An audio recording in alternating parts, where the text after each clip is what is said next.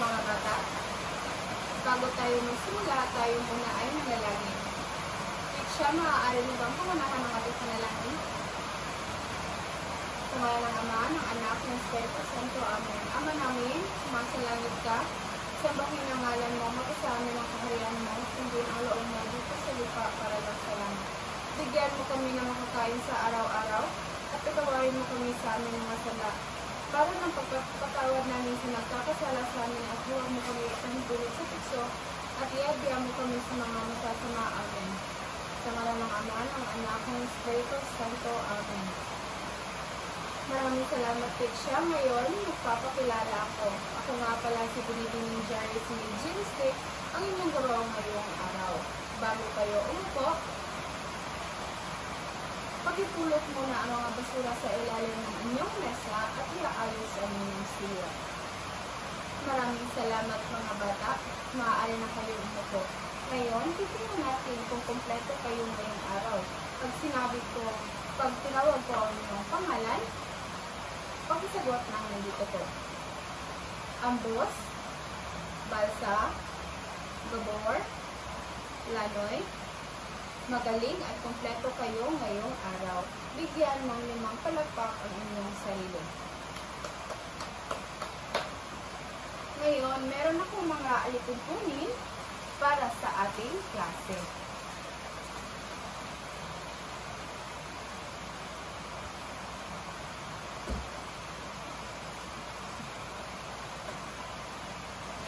Una, makinig sa guro. Kapag ang guro ay nagsasalita sa harapan, makinig kayo.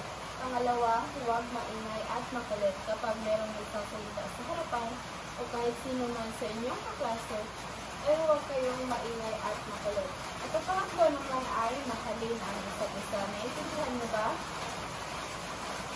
Ngayon, meron akong mga larawan na ipapakita sa inyo.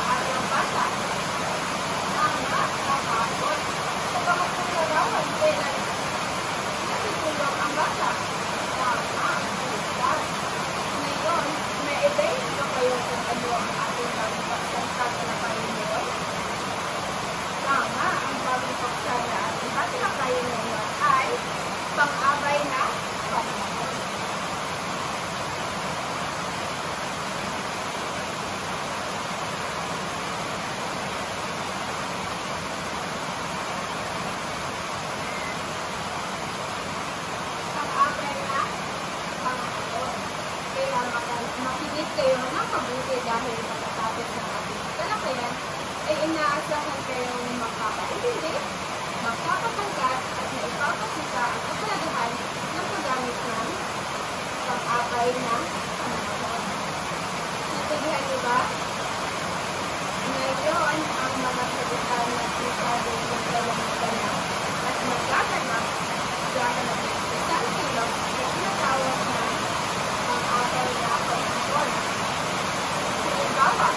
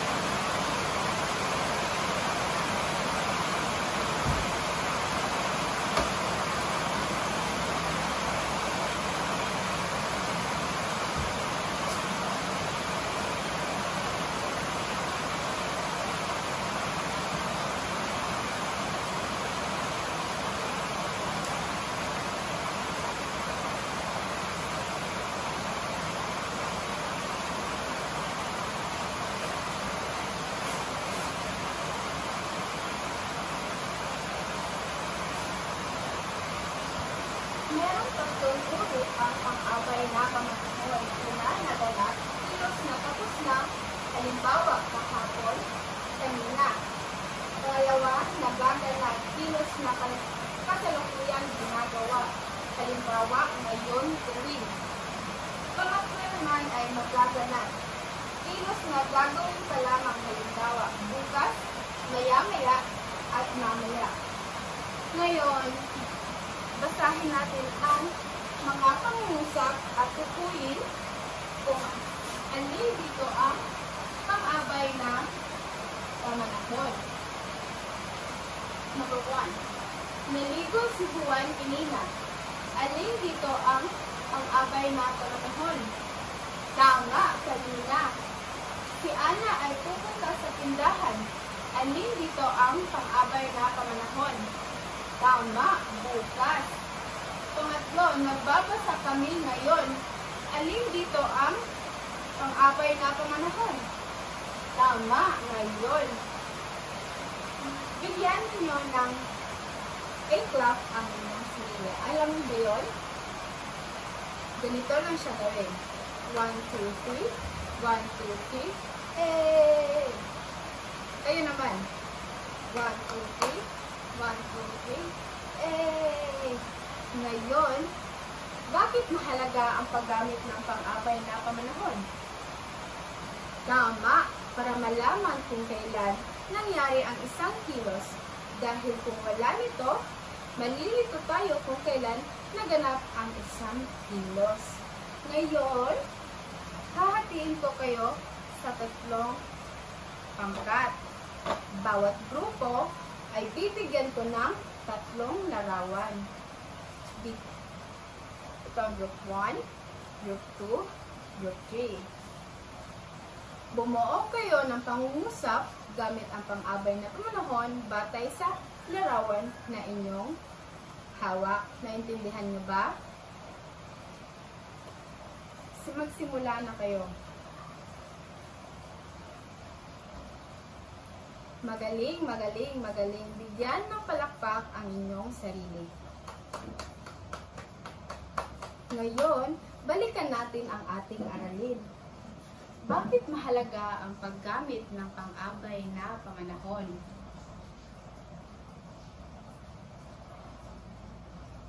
Tama. Para malaman kung kailan naganap, magaganap at gaganapin ang isang kilos. Ano sa tingin nyo ang pang-abay na pamanahon? Tama, ang pang-abay na pamanahon ay ito ay nagsasabi kung kailan nangyayari o mangyayari ang isang kilos.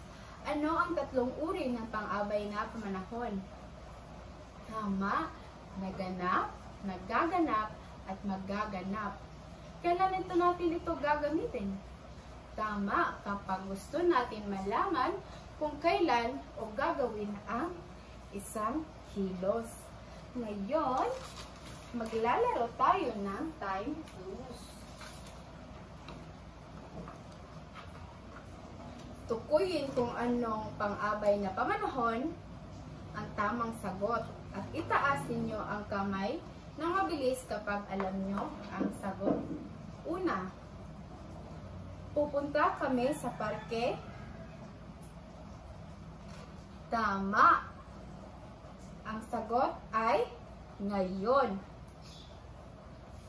Pangalawa, nagsisimba sila. Tama. Ang sagot ay araw-araw. Pangatlo, nagbabasa ako. Tama. Ang sagot ay bukas. Pang-apat, naglalaro kami ng tumbang preso. Tama, maya-maya.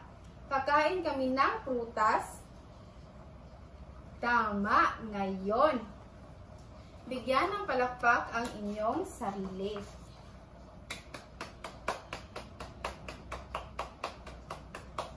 Ngayon, meron akong takdang aralin para gawin ninyo sa inyong bahay.